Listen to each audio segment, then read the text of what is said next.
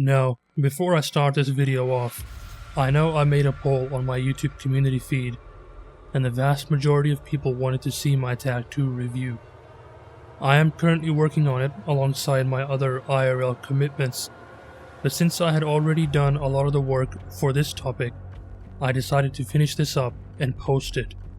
This will allow me to focus my full attention on the review of Tag 2.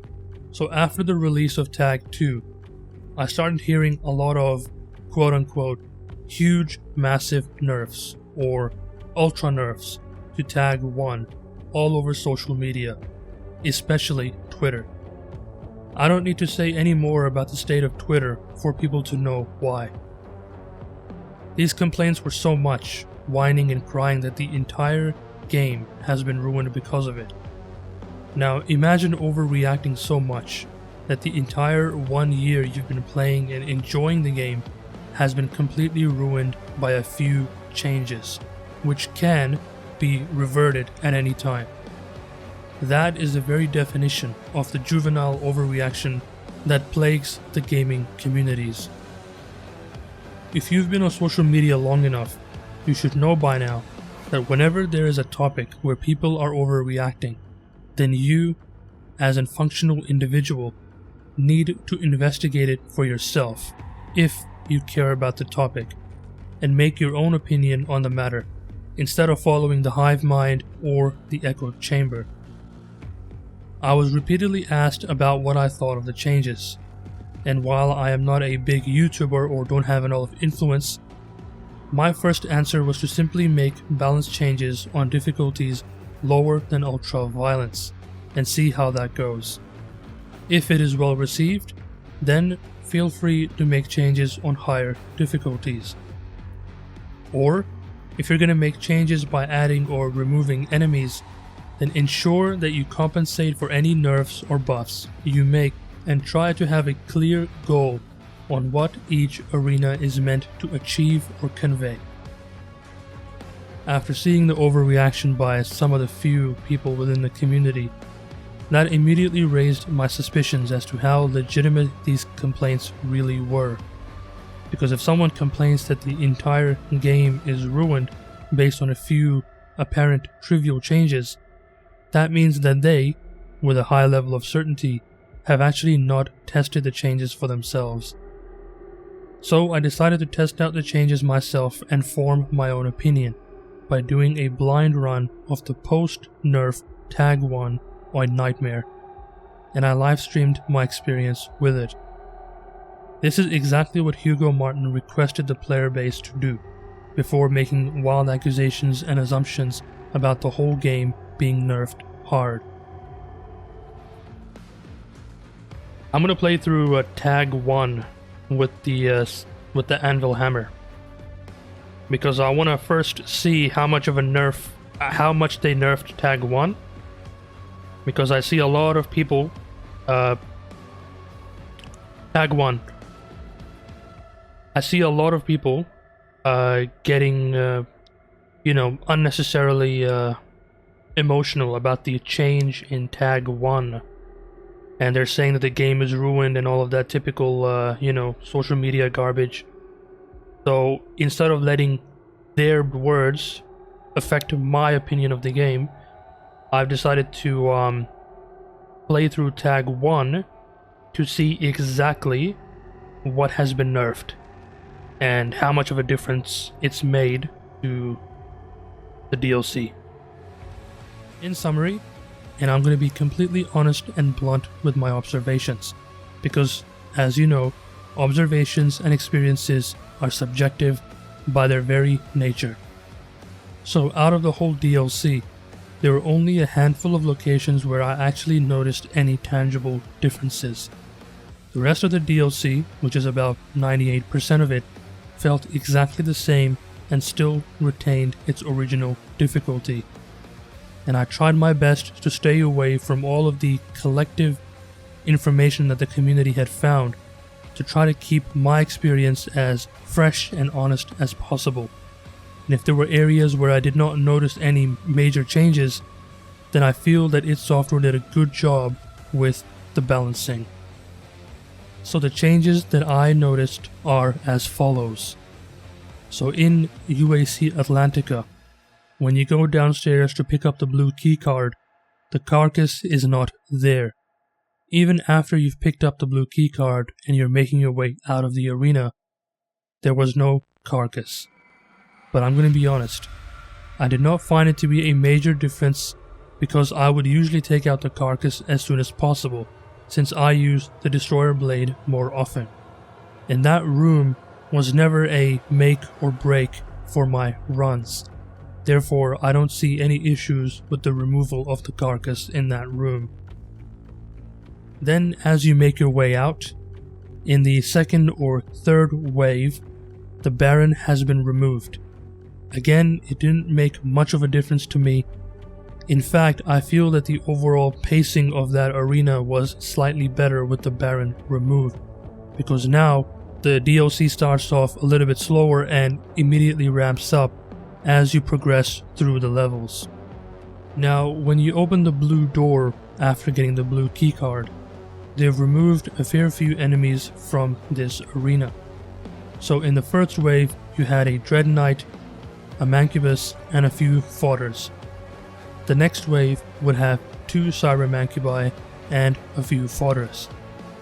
The Dread Knight and the 2 Cyber Mancubi have been removed. And here is my reaction to the changes. Wait a minute, hold on. Wasn't there another wave of 2 Cyber Mancubi and 1 Dread Knight here? I swear that was a thing. Correct me if I'm wrong. Wow, okay, so they removed that entire wave, okay. Like the Baron in this, okay. The thing is, I don't mind the fact that this wave got removed as long as the first wave was increased to compensate. Even by like adding, let's say, I don't know, have maybe 1 Hell Knight or 1 Dread Knight, basically. So you have 1 Mancubus, 1 Dread Knight, and 2 Shield Shoulders. That's it. That's fine with me. Please, Hugo, make this DLC harder and make Tag 2 even harder. I have to agree but also disagree with what you're saying, man. If they're just gonna make it difficult for the sake of difficulty, then that is just unacceptable. That's just lazy. So I don't mind them doing balancing in the game, so long as they have a clear goal on what they want to do and how they compensate with other waves. Finally, I've noticed that the turrets can be one-cycled if you are somewhat fast. Otherwise, they'll hide inside their housing as normal. I personally love this change because it promotes the active usage and practicing of quick swapping. Now, if you really are a high-skilled player, then you were already one-cycling the turrets with little to no difficulty, using the standard Sticky Bomb plus Precision Bolt combo, or doing a full Destroyer Blade on the eye. So again, these changes are trivial, and I feel are an overall improvement to the pacing of the DLC. Now, the things that I did not notice in the starting area were the 2 Hell Knights in the beginning, because to be honest, they are so inconsequential and trivial, at least for me, that I never even realized that they were removed, because a simple lock-on rocket instantly deletes a Hell Knight. And then, in the wave where the Baron was removed after you get your blue keycard, one of the Cacos was removed. And I mean, does having 1 additional Caco really make the entire game all that more challenging? To be honest, that 1 Caco was so trivial that I never even realized it was removed until someone notified me of this change. Now, for the rest of UAC Atlantica, I did not notice any other changes. The arenas are still the same as they were before, like the first main arena with a few turrets and a quad power-up, and it still felt the same to me. Even after you collect the red keycard and you go back out and go for round 2, that arena is still the same. And once you leave that arena, the Marauder still spawns in that small arena. Then, making your way to the platforming section is still the same, with 1 Arachnotron, 3 turrets, 1 Cybermancubus, and 2 Cacos. Then, after doing a bit of platforming and crossing the entire span of the oil rig, you are met with the same enemies, including the 2 carcasses and the 1 Archvile that spawns. Then, making your way to the next big arena with the Baron, the Cybermancubus, the 2 Cacos, and 1 Pale Elemental, and a Doom Hunter, all in different waves. Again, still the same. And then, once you enter the small room where you're locked in with 1 Marauder, he's still there. Then, as you approach the final arena of UAC Atlantica, you are still met with the 2 Marauders, and then eventually the 2 Tyrants with plenty of Mancubi, Pinkies, Carcasses, and all the fodder demons as normal. So, based on what I have experienced, it was only the beginning of the level that was changed. My biggest issue with the DLC was always the pacing. It had demons in every corridor, and as I've said it before, it felt nothing short of game time padding. If they were to retain the same level of pacing as the base campaign, then the entire DLC would probably be finished in half the duration. There was a sense of artificial difficulty for the sake of difficulty. This was not meant to be a master level, and not horde mode either. The pacing did feel incredibly off for me compared to the base game that has a nice, logical structure and an incredible build-up to boss fights and big arenas. The base campaign's pacing is a masterclass in Doom Eternal's level design, and I still believe that to this day. Now, I know people will say that you start with all the upgrades in the DLC, and that is fine, but there must be a logical structure to level design, and there should be some level of consistency with your combat encounters. Even Final Sin had good pacing that allowed you to focus on platforming and finding secrets while keeping the arenas challenging. Final Sin is definitely one of my most favorite levels in Doom because of how it is made, visually, mechanically, and also challenge-wise. Now moving on to Blood Swamps, I only noticed 2 changes. One was the obvious possessed Baron, and the other was the removal of the tentacles in the fog area. Now, to get this out of the way, I am all for the removal of the tentacles in the fog area, because the fog itself is enough of a hindrance to affect people's perception, and brings enough of a challenge to make that arena interesting. The problem that I had with the tentacles, at least from the lens of a casual or average player, who will only play through the game once or twice, was that the first time around, you had no idea that the tentacles were in the area, so they'd managed to get a cheap shot on you, and there is no way anyone can convince me that they like getting hit via these cheap shots, because you can't see them coming, you cannot prepare for them, or you cannot react to them in time because by that point they've already hit you. And this is because the entire game is built around a race car mentality, where every bit of information you would need is in your peripheral vision, complete with audio and visual cues to let you know what is going on while you are going at breakneck speeds. These hidden tentacles are quite literally antithetical to that design philosophy, because at least in previous levels, like UAC Atlantica or Mars Core, you can literally see the openings for the tentacles. There is no guarantee that each opening will have one, at least the first time around, but at least you know what to expect when you get close. And if you happen to come across an opening that does not have the tentacle spawn, instead it spawns from a different opening, you can still react to it. Now, I am partial to the changes to the possessed Baron, because in the very next area or arena, that is the Trial of Malagog, which is one of 2 massive and critical arenas in the level. The moment you decide which gate to go through at the beginning of the level, All of your efforts and anticipation lead you to this main challenge. The expectation that this arena will be difficult is still there, and you will literally fight a possessed Baron along with 2 or 3 more Barons in that trial of Malagard. Now I understand that this was their first introduction to the spirits in that path, but in my playthrough I've had the Imp become possessed instead of the Hell Knight.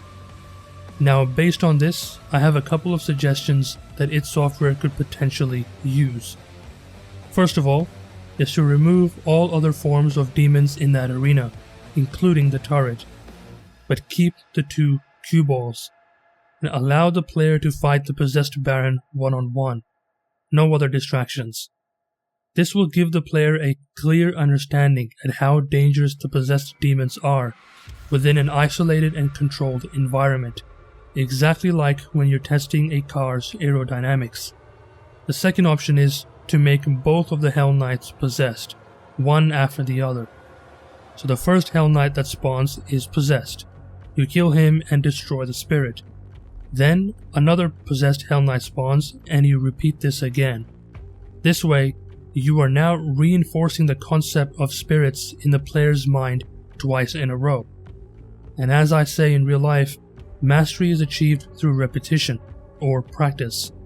So having both Hell Knights possessed would fit that design philosophy, and would prepare the player for the upcoming possessed Baron in the Trial of Malagard, which is a massive difficulty spike, but at least they now have a solid understanding of how possessed demons work. Now for experienced players that finish it on Ultra Nightmare or Nightmare regularly, and I mean the actual players that finish it, not the ones that claim to have finished it, then these changes should not affect your enjoyment of the rest of the 90% of the DLC. And if you really are at that skill level, then these enemies, even before the nerf, would never have posed any threat or danger to you. But apart from the 2 changes that I've talked about before, the rest of the Blood Swamps was exactly the same. The same goes for the Holt as well. For example, the first arena still has a possessed Cyber Mancubus or Hell Knight, depending on your RNG. It still has a Marauder and Tyrant in that final phase. All of the pacing and the mini arenas leading up to the pillar area are still the same, and also the pillar area is also the same. The second last arena, again the same. It still has the buff totem in the second or third wave, and it still has multiple Maker Angels, Carcasses, and Mancubi. And coming up to the bridge arena, which I think is one of the most hardest parts of the Holt, it's still mostly the same.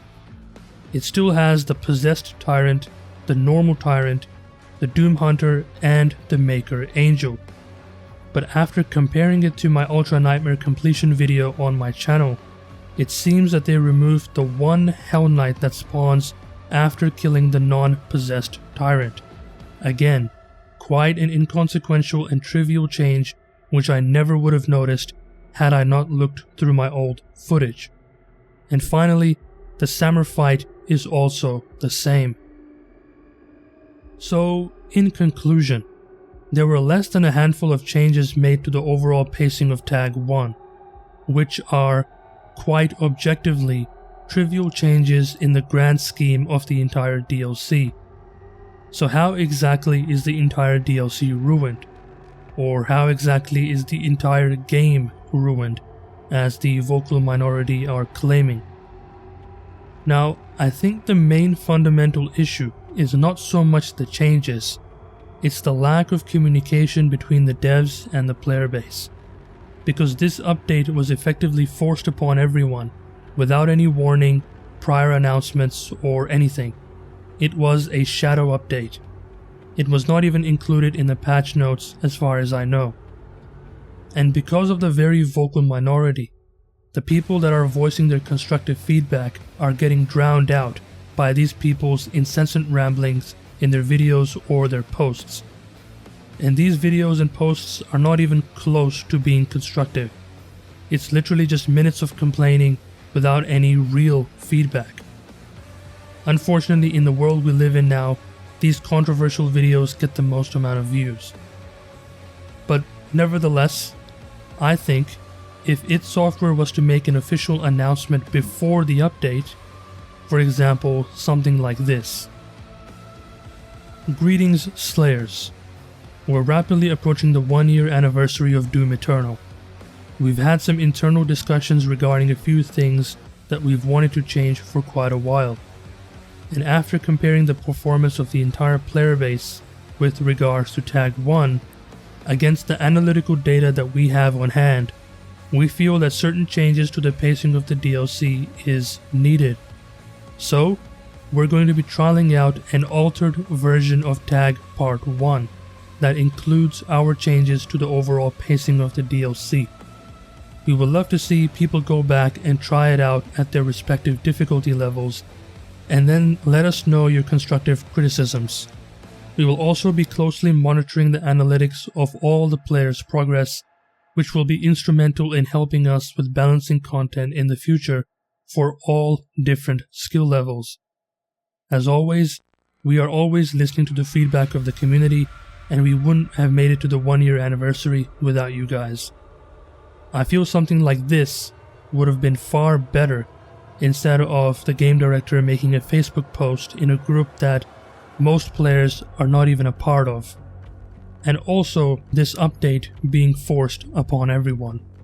Creating a statement like this would have created a mini metagame within the community where the community themselves come together to figure out what has changed and work together to resolve this in a way that benefits us both. Now, I am aware of some other few changes that have been made, like the Arachnotron's turret nerfs, but also the Bloodmaker's nerfs as well. Personally, I really like the nerfs to the Bloodmakers because most of the time you're just waiting for them to open up, and that's really all there is to it. And based on my experience, they actually attack you far more often than before, and they're usually open for a lot longer. So I feel that this was a good change. So in conclusion, what id Software did to Tag 1's pacing is understandable, and to be honest, quite small in the grand scheme of the entire DLC. I still enjoyed the DLC the same way as I did before. In fact, I enjoy the DLC a little bit more now because of the changes. Now, of course, some things can be revisited and rebalanced, and id Software can use some of the suggestions either in this video or from the community. So, looking to the future, there should be an open communication policy between the devs and the player base on changes like this made in the future. It would definitely be worth testing out the changes first by letting the players know beforehand, instead of doing shadow updates. But I understand sometimes you wish to make changes without advertising every single small detail you've worked on. I would suggest that if Bethesda need to make a statement that reaches the vast majority of active players, they should add a breaking news section within the main menu that players can read whenever they launch the game. Anyways, that's all I have for this video. Hugo and the team at id Software, if you are watching this video, I just wanted to take this opportunity to say thank you so much, again, for making such a great game and a great franchise that continues to push the boundaries of modern FPS shooters. This entire year of Doom Eternal has been a fantastic experience for me, and it will always be one of my best memories in gaming. So again, thank you. Anyways, if you like this video, make sure to like and subscribe, because that really helps my channel through the YouTube algorithm. And let me know in the comments below whether you agree or disagree with what I've said. And if there's any other constructive feedback you wish to give to id Software, then again, let me know in the comments below. As always, I will see you in the next one.